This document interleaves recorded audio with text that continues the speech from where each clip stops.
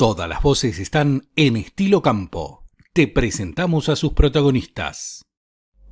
Estamos con la contadora Daniela Castro, quien se dedica al manejo y al asesoramiento del productor agropecuario. ¿Estás bien presentada así de esta manera? Sí, bueno. ¿Qué tal, Dani? Bueno, muchísimas gracias primero por recibirnos.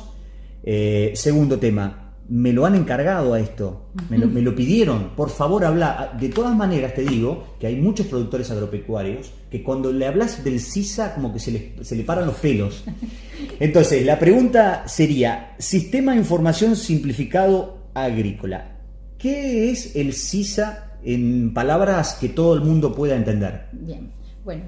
Sí, en realidad esto es algo común cuando sale algo nuevo y además uno no conoce. El CISA tiene mucha parte que tiene que ver con lo técnico y que en realidad, hay que decirlo, implica, digamos, un trabajo muy intenso para los contadores, los asesores, bueno, para las empresas que tienen un departamento de administración, porque hay un montón de cosas por analizar y por resolver. El CISA, el Sistema de Información Simplificado Agrícola, digamos, digamos, el origen de esto tiene que ver con una manifestación en el Expo Agro de marzo del año pasado, del 2018, del presidente Macri, donde expone que realmente los productores estaban inmersos en todo un sistema no era un sistema en realidad justamente, sino que había muchos regímenes de información que estaban sobre ellos. Entonces, a partir de ahí, evidentemente el fisco toma nota de esto y empieza a trabajar en tratar de unificar de alguna manera, digamos, todos esos regímenes que andan dando vuelta.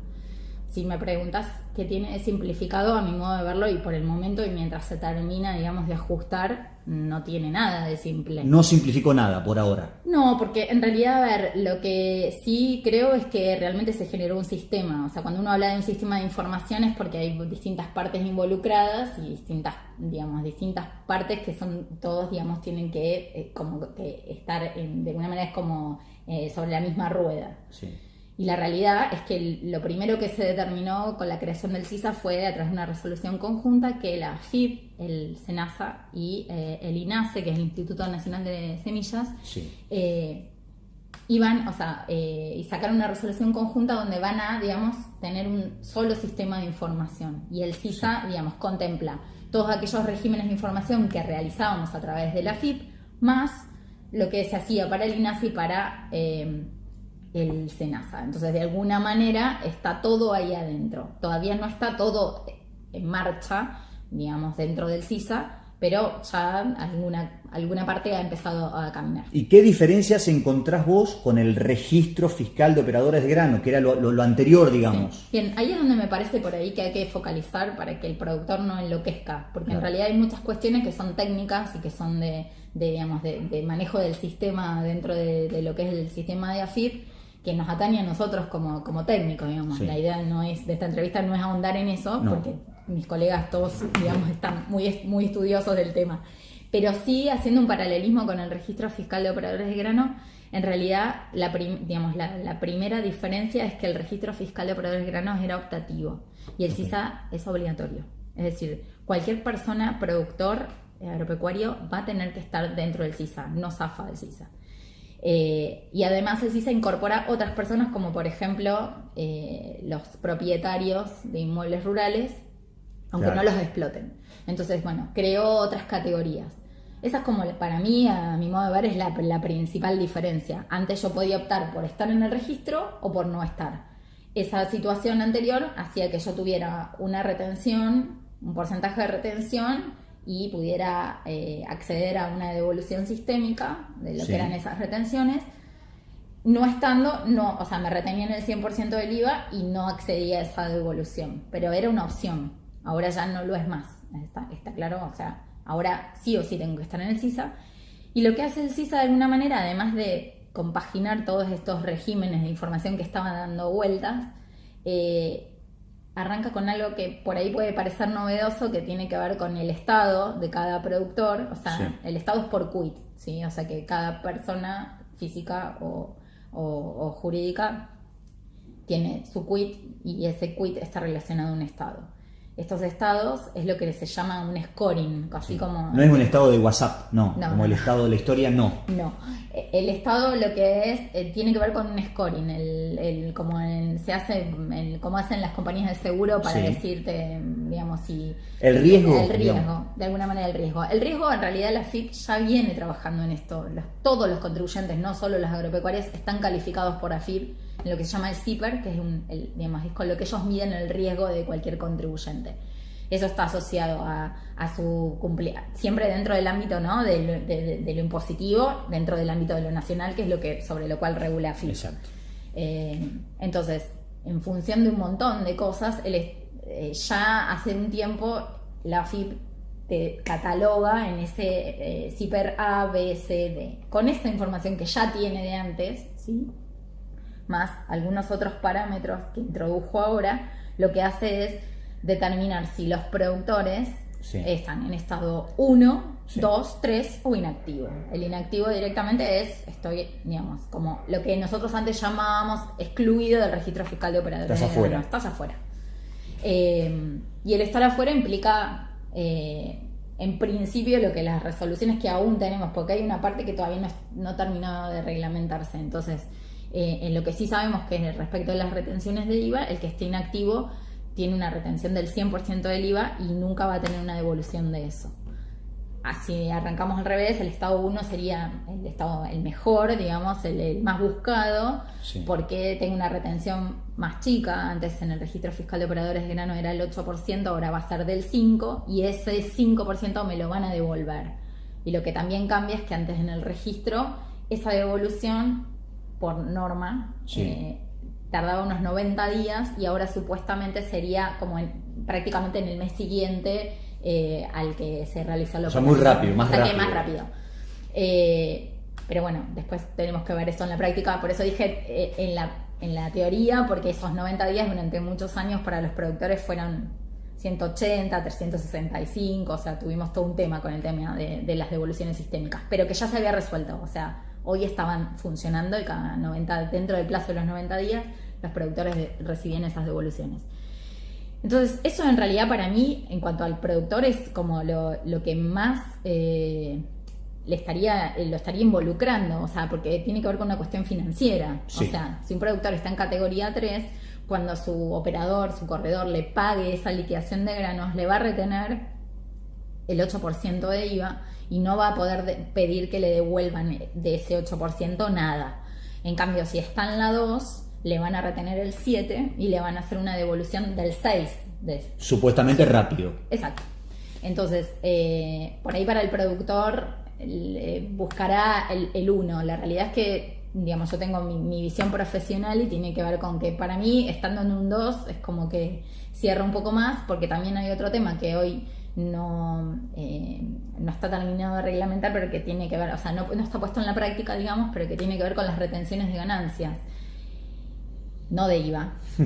Entonces, el productor, que lo que dice la norma es que aquel productor que estuviera en estado 1 no tendría ninguna retención de ganancias. Entonces los productores van a decir, genial, yo quiero estar ahí. Sí. A lo cual yo como asesora le digo, perfecto, pero cuando yo dentro de un año te diga que tenés que pagar un montón de plata de ganancias, vos te vas a agarrar los pelos. Sí, sí, sí. Entonces, para mí, digamos, para hacer una planificación impositiva y estar un poquito más, digamos, más tranquilo, me parece que el estado 2 es como un estado donde... Sería lo ideal. Sería lo ideal. Ahora, ¿qué pasaba, digamos, con las penalidades dentro del registro? ¿Y qué pasa ahora, digamos? Antes te avisaban que, bueno, que no sé, te habían suspendido. Sí, ¿Y ahora en qué realidad, te pasa? o sea, ¿Qué pasa? en la práctica de hoy, de lo que hemos visto, esto entró en vigencia el 1 de noviembre, tuvimos todo el mes de noviembre para el fisco de alguna manera como que nos mostraba a través de la página de cada productor cuáles eran los incumplimientos para ver y tratar de resolver algunas cosas para poder obtener un mejor estado. Sí. Eso fue durante todo el mes de noviembre. El 1 de diciembre arrancó de lleno el CISA, con lo cual a partir de ahí lo que pasó es que este estado puede cambiar de un día para otro. O sea, yo miro hoy el estado de un productor y está en estado 2 y mañana de repente aparece en 3. Sí. Tendré que mirar cuál es esa causal y en función de esa causal tratar de resolverla. Y a nivel, digamos, por eso digo, para los contadores es un poco más complicado porque no es automático. Antes nosotros en el registro fiscal de operadores surgía algún incumplimiento, hacíamos esa presentación y casi automáticamente el sistema como que procesaba solo eso y te diría que en 24, 28 horas estaba resuelto. Con respecto a eso, para una pregunta. A mí me surgía, ¿hay gente detrás del CISA o es un sistema? En realidad hoy, a ver, por supuesto que la FIP tiene un montón de empleados, claro, sí, pero sí. En realidad todo esto son controles sistémicos, digamos, el sistema está todo el tiempo cruzando datos, levantando información y haciendo cruce de datos para determinar el cambio de estado. Por eso es que ahí es donde uno por ahí se siente como un poco desamparado, porque es como que si tuviéramos que estar como contadores todo el tiempo chequeando y rechequeando la condición. A ver, probablemente para adelante tal vez esto se resuelva, porque en general hoy todo lo que tiene que ver con información de AFIP está vinculado a lo que se llama el domicilio fiscal electrónico, que es una dirección de mail, para que sea claro, donde se reciben las notificaciones del fisco. Antes, ¿se acuerdan? Venía en el cartero, te dejaba una notificación, un papelito. Hoy por hoy, la mayoría de las notificaciones son a través del domicilio fiscal. Bueno, ahí también, digamos, para los asesores nos representa un problema porque no recibimos un mail, recibimos un montón. Porque, bueno, no sé, yo por lo menos en mi caso hago que ese domicilio sea mi dirección de mail porque, no sé, el productor está en el campo, o sea, no está y no está con la cabeza y la cabeza mirando esto. Entonces, bueno, eso es un poco, pero bueno, digo, quiero tratar de pensar en positivo y a la larga esperar que esté un poco más aceitado y que no sea tan tedioso. En realidad, vuelvo al CISA. Lo que tenemos que hacer es, una vez dado ese cumplimiento, tenemos que reprocesar, apretar un botón para que el sistema reprocese. Sí. Nosotros lo vemos prácticamente, después hay que notificarse en el domicilio fiscal electrónico. Sí. Es entrar a ver esa notificación donde dice que pedimos un reproceso, aceptarla, esto todo online, y después de eso entras y ya el estado cambió. ¿Pero cuánto te llevará ese reproceso? No, a ver, en realidad no es que lleve, pero bueno, hay que entrar a la página, hacer el reproceso, esperar un ratito, volver a entrar, notificarse en el domicilio fiscal electrónico, salir, volver a entrar, digo, puede estar resuelto en el término del día. Sí, o sea, ahora, ¿no? Claro, depende también el incumplimiento, porque si es algo grave, ¿por qué no?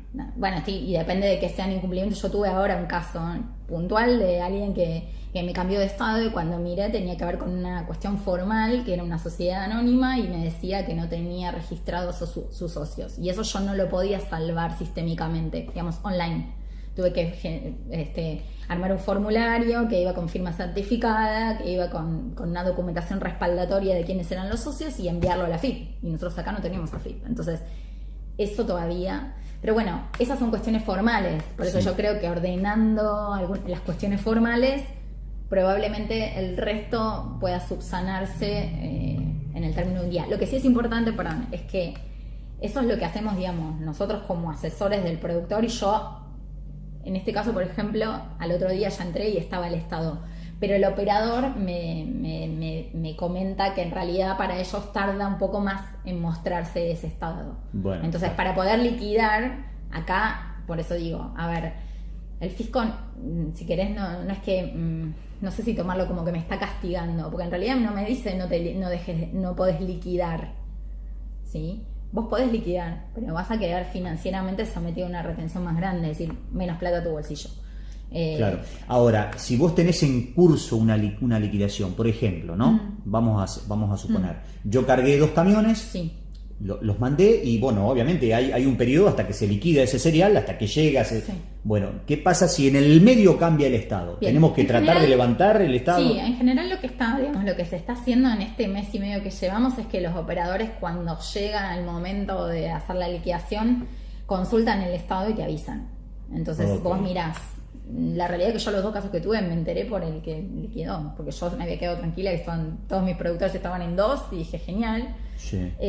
Y bueno, tuve 2 que me cambiaron de estado, ya te digo, por 2 pavadas, pero bueno, en definitiva eso hizo que demorada. Entonces bueno, sí, habrá productores que pueden, digamos, como consejo es... Puede demorarse, porque no nos olvidemos que para que el corredor me pague necesita tener la liquidación, ¿no? Pregunta clave, sí, para ir terminando. Ujú. ¿Se le puede mentir al fisco? O sea, ¿esto alienta la ilegalidad de decir, no, che, esto es muy complicado, no simplifica nada, es malo, yo voy a tratar de no estar? ¿Se le puede mentir, digamos, al CISA no estar? A ver, la realidad es que el CISA, o sea, si yo quiero operar dentro del mercado formal de granos, no tengo salida, tengo que estar en el CISA. O sea, no tengo otra manera de hacerlo. Digamos, esto sigue asociado, como lo era en el registro fiscal para el grano, a que yo voy a declarar que tengo un campo alquilado, supongamos, después que de 100 hectáreas, que esas 100 hectáreas las mandé a cosecha fina para X grano, que después informo qué voy a hacer con esa misma superficie en la cosecha gruesa, que voy a declarar el stock al 30, ahora cambió la fecha, pero bueno, voy a seguir declarando un stock a un determinado momento. Entonces, y todo eso va asociado a que el fisco dice, bueno, si usted tiene 100 hectáreas y sembró 50 de soja, yo tengo un rinde, yo como fisco, ¿no? Tengo un rinde promedio, o sea que su producción estimada es tanto, con lo cual si cada camión en promedio carga 30.000 kilos, tengo tantas cartas de porte. Y eso no se modificó, eso sigue vigente. Entonces vos me decís, bueno, yo no estoy en el CISA, no declaro en ningún contrato. Bueno, perfecto, no vas a poder sacar ninguna carta de porte. Claro. O sea, porque no vas a... ¿Eso cambió de respecto a lo anterior?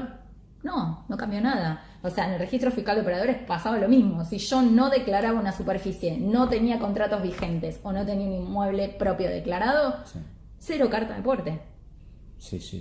No presentaba una declaración jurada de IVA, iba a sacar carta de porte, me decían, usted no puede sacar carta de porte, vaya a la FIP y revise su situación fiscal.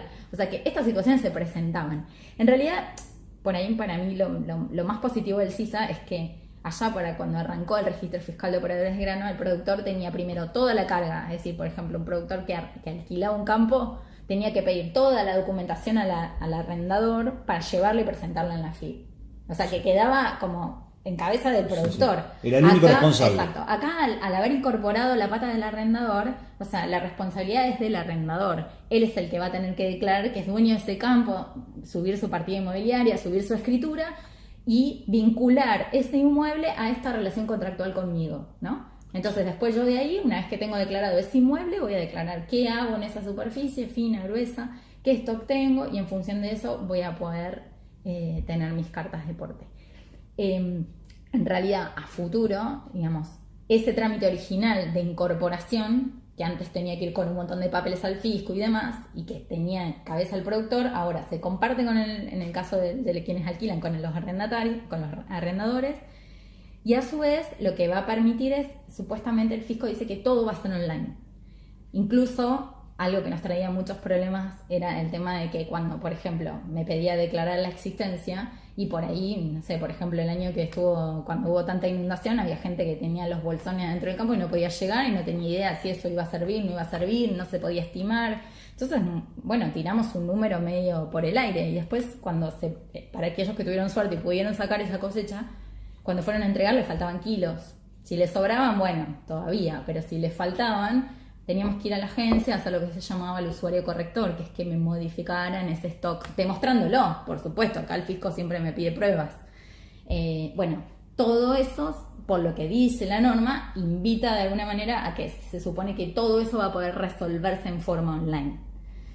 Así que bueno, esperemos que... Por lo pronto y para simplificar esta nota, para ir terminando, digamos, a ver...